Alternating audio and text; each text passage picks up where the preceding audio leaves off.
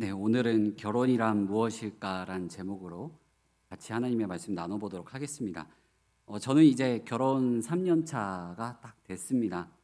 오늘 말씀 준비하면서 문득 다시 생각해 본 것이 오늘 설교 제목처럼 결혼이란 무엇일까입니다.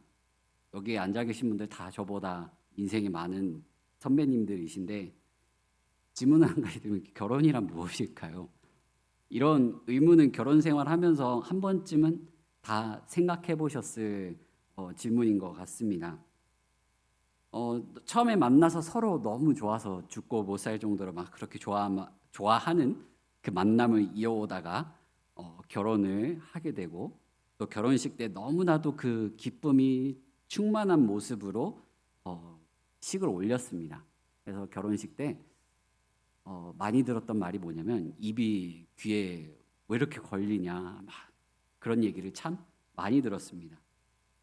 근데 결혼하고 나니까 정말 요만한 이 사소한 문제 가지고서도 서로 툴툴대고 막 싸울 때도 있습니다.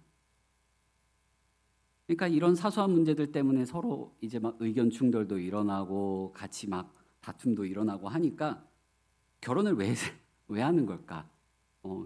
서로 기쁘고 행복하려고 한 게 결혼인데 이게 결혼 생활인가 그렇게 하더라고요. 그래서 분명 서로 행복하자고 해서 했던 게 결혼이었는데 이 결혼이란 무엇일까라는 그런 질문들을 결혼 생활하면서 한 번쯤은 이렇게 다들 몇 번씩은 저는 수십 번 던졌던 것 같아요. 이 질문들을 생각해봤습니다. 결혼하면 막 핑크빛 막 그런 장밋빛 인생이 막 펼쳐질 것만 같았고 아내랑 항상 이렇게 기쁘고 행복한 그런 일들이 막 드라마에서만 보던 그런 생활이 항상 있을 것만 같았습니다. 근데 막상 하고 나니까 내가 포기하고 절제하고 내려놓아야 할 것들이 더 많았습니다. 우리는 이 무거운 짐을 참 오래 들고 다닐 수 없습니다. 왜냐하면 이 사람이 지닌 힘의 한계가 있기 때문입니다. 근데 이 결혼 생활도 마찬가지더라고요. 이거를 내가 원하는 대로 계속 짊어지고 가려고 하면은 지치고 힘들 수밖에 없습니다.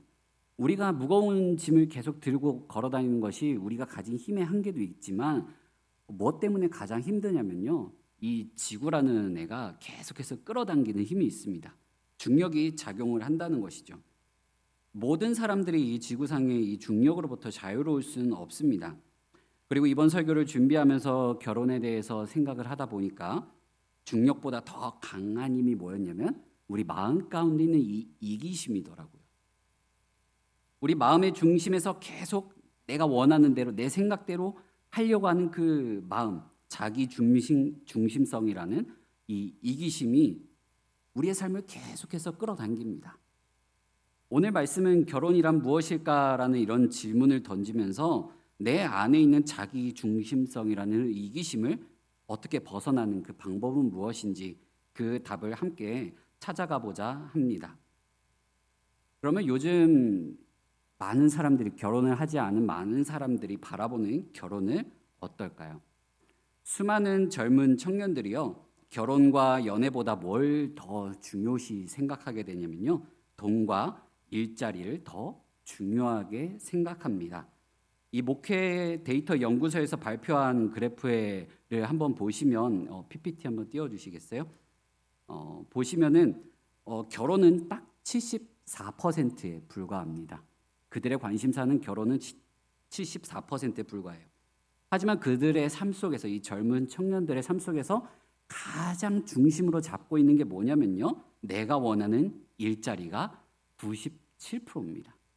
대다수의 청년들의 삶의 지표가 어디를 향해 있냐면 일자리에 있습니다.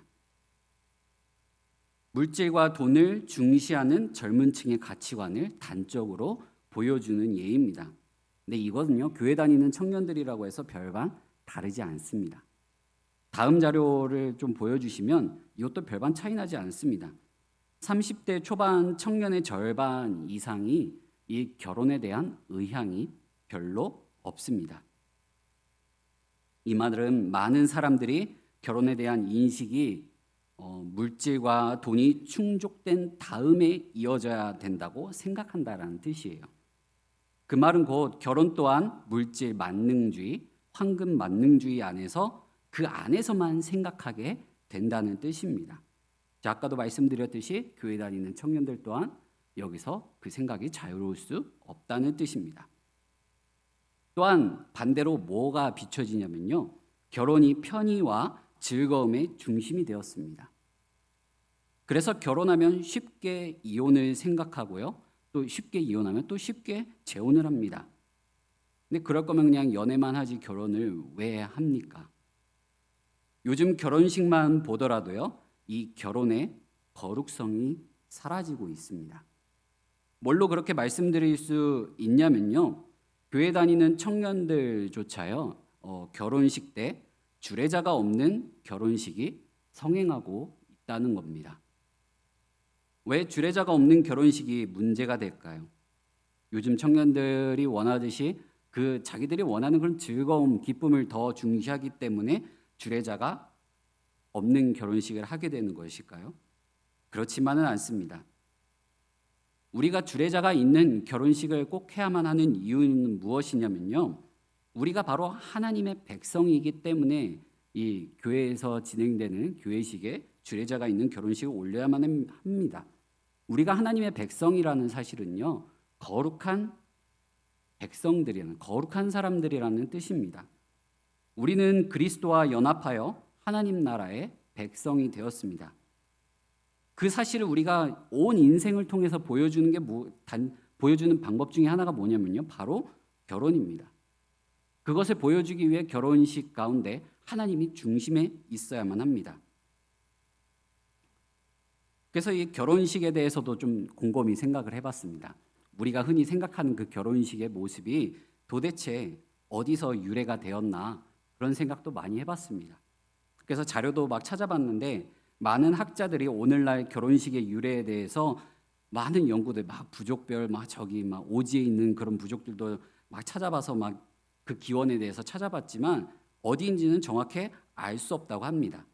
하지만 오늘날 우리가 잘 아는 이 결혼식의 모습은요, 어디의 결혼식의 모습과 가장 많이 유사하다고 학자들이 입을 모아 말을 하냐면요, 이 중세 북유럽의 그 결혼식 문화와 많이 유사하다고 얘기를 합니다. 이 중세 북유럽의 결혼식 문화는 어땠냐면요, 신부감을 이 다른 부족에서 잡아오는 약탈혼이 유행을 했습니다. 거기서 유래가 됐다고도 학자들이 얘기를 합니다. 여자들을 납치할 때 쓰던 그물이 오늘날의 이 신부들이 머리에 쓰는 면사포로 바뀌었고요. 또 납치를 돕고 신부의 가족들이 들이닥치는 것을 대비해서 그 납치한 사람의 곁을 지키던 친구들이 신랑의 들러리로 변했고, 결혼 상대에 대한 자신의 소유권을 주장하기 위해 여자에게 자신의 이름을 새겨준 반지를 줬던 게 오늘날의 결혼 반지가 되었다고 합니다. 그리고 이렇게 납치당한 딸을 찾기 위해 온 가족이 힘을 쓸 때 이 가족들이 피해서 도망 다니던 것이 오늘날의 신혼여행으로 변했다고 학자들은 얘기를 합니다. 그리고 신랑이 신부 오른쪽에 서는 것을 오른손에 칼을 쥐어야 하기 때문이라고 주장하기도 하고요.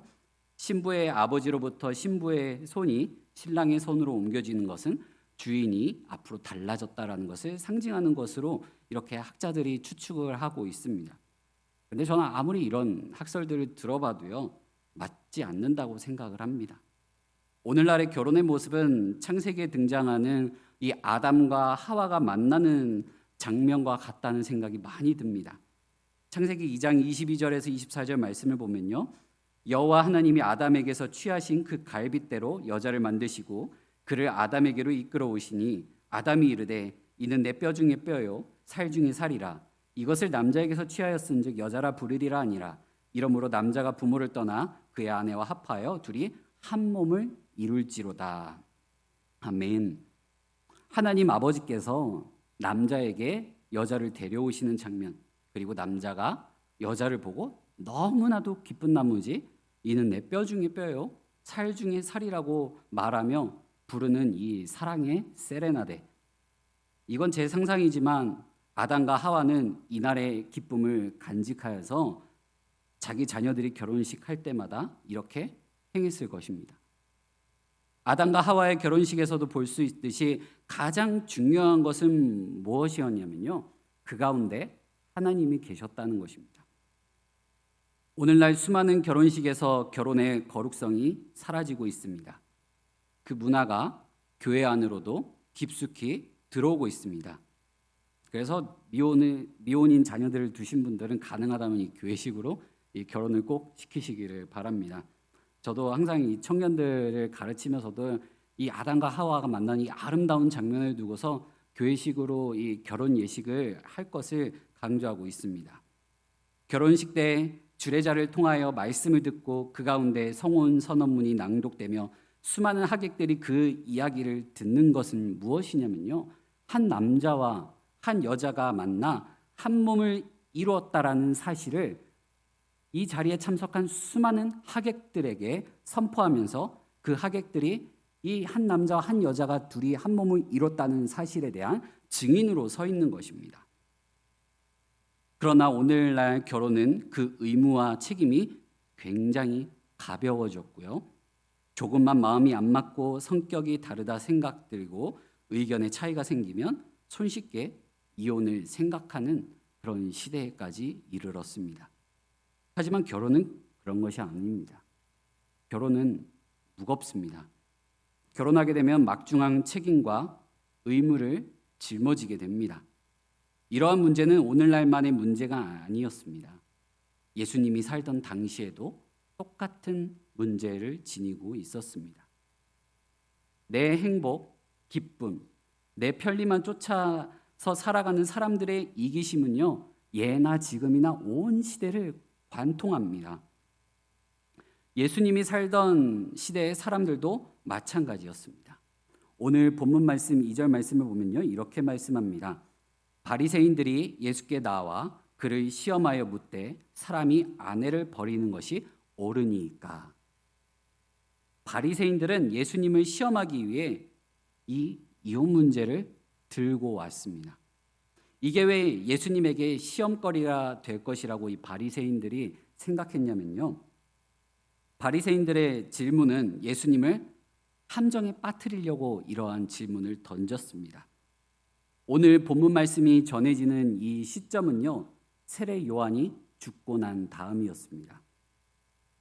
바리새인들은 세례 요한이 어떻게 해서 어떤 최후를 맞았는지 잘 알고 있었습니다. 세례 요한이 왜 죽었습니까? 그 당시 이스라엘을 통치하고 있던 헤롯을 향하여 당신의 이혼이 부당하다는 것을 말했기 때문에 그게 발단이 되어서 죽게 되었습니다. 그래서 바리새인들은 이 세례 요한의 죽음을 보고서 이와 같은 똑같은 절차를 예수님이 밟게 해서 죽게 만들면 되겠다, 이렇게 생각했던 것입니다. 당시 헤롯에게 있어서는요, 굉장히 이혼이라는 문제가 예민한 문제였습니다. 헤롯은 나바테아 왕의 이 아레타스라는 이 왕의 딸과 이혼을 했습니다. 그러다 보니까 어떤 문제가 생깁니까? 이 한 나라의 왕의 딸과 결혼했는데 이혼하게 되니까 국가적으로 또 정치적인 문제가 굉장히 불거지게 됩니다. 결국 어떻게 되냐면요, 전쟁까지 일어나게 되었습니다. 헤롯은 근데 이 전쟁을요, 스스로 해결할 능력이 없었어요. 그래서 로마의 도움을 받았습니다. 그래서 겨우겨우 자신의 권력, 자기의 왕의 위치를 유지할 수 있게 되었습니다. 어떻게 보면 그는 정치적으로, 사회적으로 굉장히 힘든 시기를 보내고 있었습니다. 그런데 갑자기 이 세례 요한이 와가지고 당신의 이혼이 부당하다는 것을 얘기를 하니까 헤롯도 어때 사람인지라 이 자기의 이기심과 중심성을 쫓아가지고 결국 세례 요한을 목을 자르는 그런 지경에까지 이르게 됩니다. 왜 세례 요한이 헤롯에게 이혼에 대해 비방한 것이 그렇게 그 목숨을 잃을 정도로 큰 문제가 되었을까요? 헤롯도 그 사실을 왜 기분 나쁘게 여겼을까요? 단순히 이 정치적으로 사회적인 문제를 지적했기 때문이 아닙니다. 자기가 정치적으로 사회적으로 어려운 가운데 있는데 그 사실을 들춰서 말했기 때문이 아닙니다. 이 당시 이스라엘 사람들도요, 이혼을 그다지 커다란 문제로 삼지 않았습니다. 랍비들도 똑같았습니다. 더군다나 이 로마 시대 자체가 이 이혼에 대해서 굉장히 관대한 사회였습니다. 대수롭지 않게 여겼습니다. 그런 이혼 자체를 대수롭지 않게 여기던 이 시대 속에서 헤롯이 이혼한 문제 때문에 전쟁까지 일어났는데 갑자기 세례 요한이 와서 그 문제를 들추니까 어떻게 됩니까? 아픈 데를 또 때린 격이 되었던 겁니다. 바리새인들은 이 사실을 알고 이 점을 이용해서 예수님을 걸고 넘어지려고 했습니다. 당대 유명한 랍비들도 이혼을 대수롭게 여기지 않을 정도로요. 예수님이 살던 이 시대는 결혼관이 심각하게 왜곡되고 망가져 있었습니다. 바리새인들은 예수님에게 다가와 모세의 말 중 일부분만 가지고 따와서 묻습니다. 4절 말씀을 보면 이르되 모세는 이혼 증서를 써주어 버리기를 허락하였나이다. 모세의 그 수많은 말들 중에서요, 앞뒤 다 잘라 먹고 모세가 이혼 증서를 써주라고 그렇게 해서 아내를 버려도 된다고 허락해주지 않았느냐라고 따져 묻습니다. 그런데 바리새인들이 가져온 이 모세의 말은 신명기 24장 1절에서 4절까지의 말씀을 보면 이렇게 말씀합니다. 사람이 아내를 맞이하여 데려온 후에 그에게 수치되는 일이 있음을 발견하고 그를 기뻐하지 아니하면 이혼 증서를 써서 그의 손에 주고 그를 자기 집에서 내보낼 것이요 그 여자는 그의 집에서 나가서 다른 사람의 아내가 되려니와 그의 둘째 남편도 그를 미워하여 이혼 증서를 써서 그의 손에 주고 그를 자기 집에서 내보냈거나 또는 그를 아내로 맞이한 둘째 남편이 죽었다 하자 그 여자는 이미 몸을 더럽혔은즉 그를 내보낸 전 남편이 그를 다시 아내로 맞이하지 말지니 이 일은 여호와 앞에 가증한 것이니라. 너는 내 하나님 여호와께서 내게 기업으로 주시는 땅을 범죄하게 하지 말지니라 라고 말씀합니다. 이 말씀을 쭉 보면요, 천천히 읽어보면요, 이혼을 허용하는 말씀이 아니에요. 이 말씀은 어떤 말씀이냐면요, 이혼하게 된 배우자가 하나님의 창조 원리에서 벗어난 이혼하는 행위를 했다고 해서 그를 심각하게 정죄하고 사회로부터 떨어지도록 만들지 말도록 하기 위한 하나의 안전장치입니다. 배우자가 사회적으로 학대당하는 것을 방지하기 위해서 이혼 증서를 주라는 말씀입니다. 신명기 말씀은 이혼을 어떤 근거로 했는지에 대해서 얘기하지 않습니다. 단지 이혼한 상황을 전제로 해서 이혼당한 여인을 사회적으로 보호해주기 위하여 이혼 증서를 써주라는 말씀이었습니다. 예수님은 이 말씀이 주어진 이유에 대해서 바리새인들에게 이렇게 설명합니다. 오늘 본문 말씀 5절 말씀을 보면 이렇게 말씀합니다. 예수께서 그들에게 이르시되 너희 마음이 완악함으로 말미암아 이 명령을 기록하였거니와 라고 말씀합니다. 이 신명기 24장에 대한 이혼 증서에 대한 말씀이 기록된 이유가 뭐냐면 바로 너희들 사람들의 그 완악함으로 말미암아 하나님께서 이 명령을 주신 것이다 라고 말씀합니다. 예레미야 4장 3절에서 4절까지의 말씀을 보면 이렇게 말씀합니다. 여호와께서 유다와 예루살렘 사람에게 이와 같이 이르노라. 너희 묵은 땅을 갈고 가시덤불에 파종하지 말라. 유다인과 예루살렘 주민들아, 너희는 스스로 할례를 행하여 너희 마음 가죽을 베고 나 여호와께 속하라. 그리하지 아니하면 너희 악행으로 말미암아 나의 분노가 불같이 일어나 사르리니 그것을 끌 자가 없으리라라고 말씀합니다. 예수님께서 이 명령이 주어진 것이 너희의 마음의 완악함이라고 했는데 이 완악한 마음의 뿌리가 어디에 있습니까? 하나님을 반역하는 그 마음에 있다고 예레미야 선지자가 전한 것입니다. 결국 오늘날 결혼이 가벼워지고 그에 대한 책임과 의무를 다하지 않으며 이 결혼의 거룩성마저 상실해버린 것은 이 시대에 수많은 사람들이 하나님을 향한 그 완악한 마음으로 말미암아 반역의 손길을 뻗치고 있다는 것입니다. 우리의 완악함은 하나님이 만드신 가장 첫 번째 공동체인 이 부부관계를 그리고 거룩하고 숭고한 이 부부관계조차 철저하게 부서뜨렸습니다. 이혼 증서를 써주라는 말씀은 바로 이러한 우리의 마음의 완악함 때문에 이혼이 결국 이루어졌을 때 하나님께서 그럼에도 불구하고 그 가운데 연약한 자를 보살피시기 위한 하나님의 사랑이자 배려였습니다. 근데 그걸 가지고 이 바리새인들이 꼬아가지고 예수님을 걸고 넘어지려고 한 것입니다. 그래서 예수님께서 6절부터 9절까지의 말씀에 걸쳐서 이 바리새인들을 향하여 얘기하고 있는 게 뭐냐면요. 하나님이 세우신 이 창조 원리와 창조 질서에 대해서 언급하고 계시는 겁니다. 뭡니까? 한 남자와 한 여자가 만나서 한 몸을 이루는 것. 그건 하나님께서 정하신 것이고 하나님께서 맺어주신 것이라고 결코 떼어낼 수 없다고 말씀하고 계시는 겁니다. 그래서 종교개혁자 루터가 이 아담과 하와가 범죄하고 난 뒤에 이 하나님과의 관계도 깨졌을 뿐만 아니라 이 둘 사이의 관계도 깨졌다고 얘기를 하면서 뭐라고 말을 하냐면요.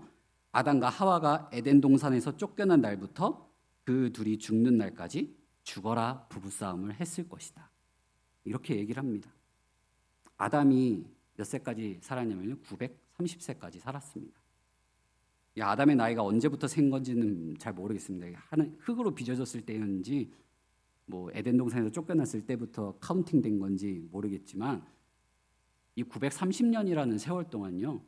하와와 죽도록 아마 부부싸움을 많이 했을 것입니다. 이게 살다가 보니까 섭섭한 일이 있을 때마다 뭐라고 했을까요? 이전에 없었던 그 행복이 다 깨지고 이 밭을 일구는 수고를 해야 되고 하와는 해산의 고통도 더해졌습니다. 그런 가운데 살아가면서 아둥바둥 살아가면서 섭섭한 일, 뭐 좀 서운한 일 막 이렇게 생겼을 때마다 뭐라고 했을까요? 아담은 하와 당신이 뱀의 꼬임에만 안 넘어갔으면 이 고생하지 않았을 텐데 그 짐승놈의 말은 왜 들어가지고 또 먹을 거면 그냥 본인만 먹지 날 왜 먹으라고 이렇게 종용했냐 이런 말도 했겠죠. 막 하와는 준다고 주는 대로 다 먹냐 그렇게 남자 줄 데도 없냐 그리고 그냥 하나님 앞에서 당신이 먹었으면 그냥 먹었다고 얘기하면 되지 거기서 날 왜 팔아넘기냐 막 이런 얘기들도 했을 겁니다. 그냥 안 봐도 그냥 우리가 살아가는 그런 결혼 생활과 마찬가지로 아담과 하와도 그런 결혼 생활을 보낸 겁니다. 안 봐도 비디오죠.